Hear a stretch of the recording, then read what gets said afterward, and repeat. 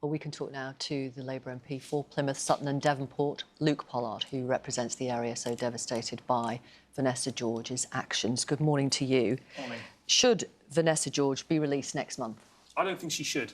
I think she should remain behind bars until she's revealed the names and the identities of the children she abused, because she's going to give the parents a life sentence if she keeps that secret to herself. She needs to be able to share that information about which children she abused, which ones she didn't, to release some parents from a life sentence and actually give them the truth of the matter of what she did to those babies and toddlers. So that should be a condition of her release, in your view? I don't think you can show sufficient remorse for a crime like this unless you've come clean about the identities of the children that she abused. And the threshold that the parole board used to say that she has a level of remorse, well, if it doesn't include the identities of the babies and toddlers she abused, that threshold is too low, and that needs to be looked at separately. But I don't see how someone can honestly say she's showing genuine remorse when she's keeping the identities of the children she abused a secret.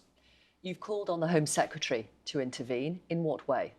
Well, I would like to see Vanessa George kept behind bars. Realistically, we're at the last throw of the dice here. The last thing we can do now is ask for the police investigation to be reopened, and that's what I've asked for. I want to make sure that every last charge where Vanessa George was the primary or sole suspect has been properly investigated and put, because we know sometimes in these really complicated child abuse cases that not every charge will be put to the jury, not every charge will be sent to the Crown Prosecution Service, because sometimes complex charge sheets can confuse juries. So I want to make sure there's nothing left on file, no charge that we can gain justice for, nothing that can keep her behind bars for any longer.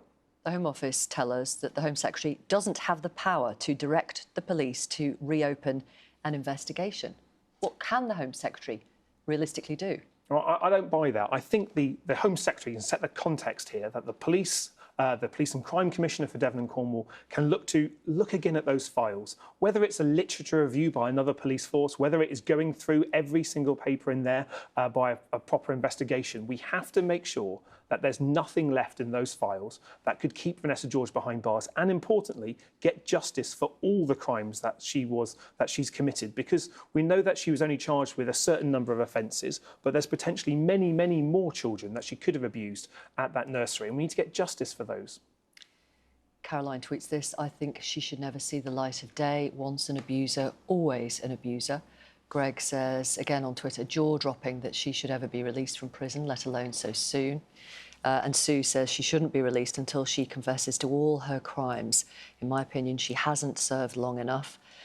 And Gavin says, I just hope all the parents know what time she is released. I know as a parent, if it was me, she wouldn't last 20 seconds.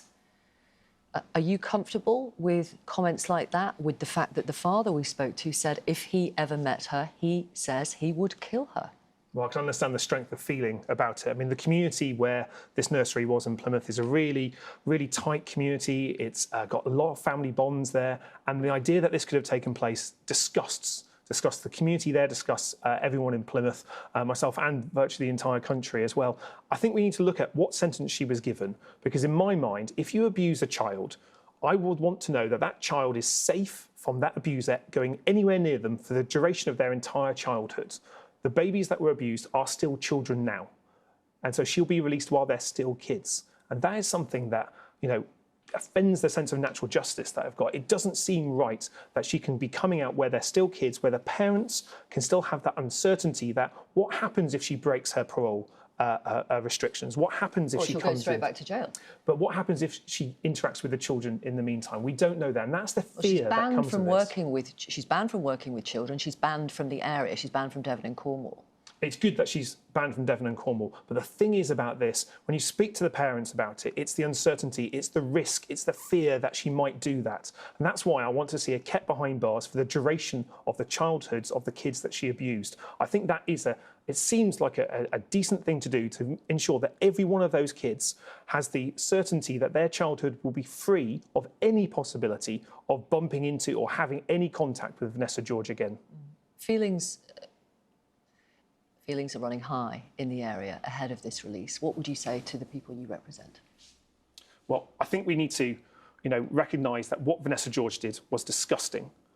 but there's child abuse in every single one of our communities. And we need to root out all of that there. But we also need to recognise that actually for the families that have been going through this, this isn't just something that's happened again now. This is something that has been a life sentence for the last 10 years and for the duration of their kids' lives to come.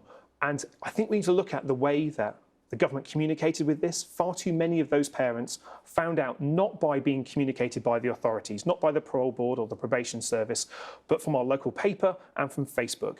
That seems utterly horrifying that something so passionate and so important to your child could be so callously communicated to people that have been involved. So there does seem to be a system error, a fault, an inhumanity in the way that this parole system is working.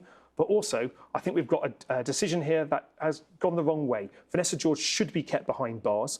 When the judge sentenced her, he said a minimum of 7 years, but he said directly to her, you should regard this as a life sentence. I think for many parents, a life sentence isn't enough for the crimes that she has committed, but certainly being released so early into this, 10 years is not enough for the crimes that she has committed. And that is the view so passionately held by so many of the people that I represent. And they want me as their MP to keep pushing on that.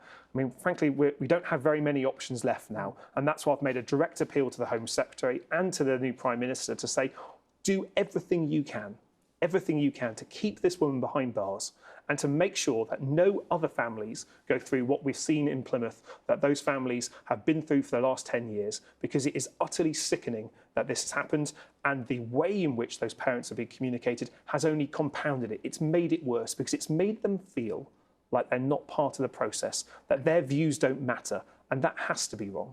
Thank you very much for coming on the programme, Labour MP Luke Pollard, and obviously we will keep you updated on this case.